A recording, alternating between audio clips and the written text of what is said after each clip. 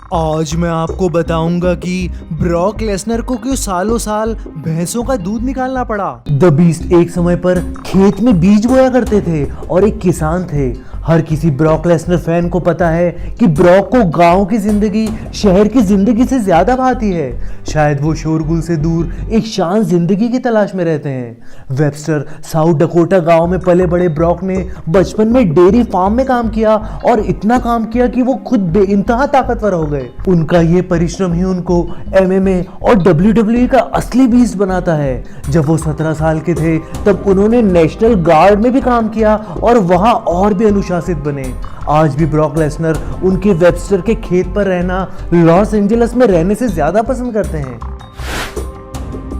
दिलीप सिंह राणा, जो कि the great खली के नाम से भी जाने जाते हैं, WWE में आने से पहले चौकीदार थे। जब खली की आर्थिक स्थिति काफी खराब थी तब उन्होंने चौकीदार का काम करके अपने परिवार के लिए 2 वक्त की रोटी कमाई। उसके बाद उनकी किस्मत तब चमकी जब उनको पंजाब में एक पुलिस ऑफिसर बनने का मौका मिला। 7 फीट 1 इंच की लंबाई वाले खली ने फिर अपनी बॉडी पर बेहतरीन काम किया और WWE में आ गए और वहां के शहंशाह बन गए। ट्रेन के जनरल क्लास में ट्रेवल करने वाले खली आज प्लेन में बिजनेस क्लास में सफर करते हैं। WWE के सेथ रोलिंस एक समय पर वेटर थे। द शील्ड के आर्किटेक्ट सेथ एक समय पर 2 वक्त की रोटी कमाने के लिए लोगों को खाना सर्व करते और फिर उनकी झूठी प्लेटें वापस ले जाते।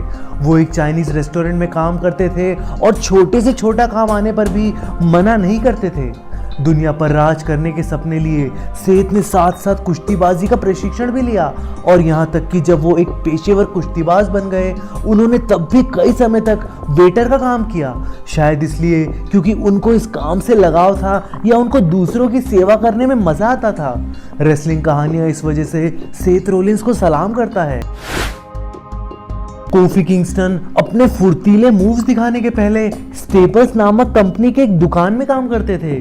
स्टेपल्स ऑफिस की चीजें बनाती है और कोफी का काम था ग्राहकों को चीजें दिखाकर खरीदारी करवाना। कोफी को कई बार दुकान पर डांट भी पड़ती और घंटों घंटों लंबी शिफ्ट्स में उनको कमर तोड़ मेहनत करनी पड़ती, लेकिन किसी तरह उन्होंने WWE में आने की स्ट्रेटेजी बनाई और उसे सफलतापूर्वक अंजाम दिया। WWE में वो द न्यू डे नामक टैग टीम के हिस्से बने और इस टैग टीम को दुनिया भर में करोड़ों लोगों द्वारा पसंद किया गया। 2 वक्त की रोटी के लिए भी जूझने वाले कोफी रेसलिंग के राजा बन गए। देखते रहिए रेसल कहानियां।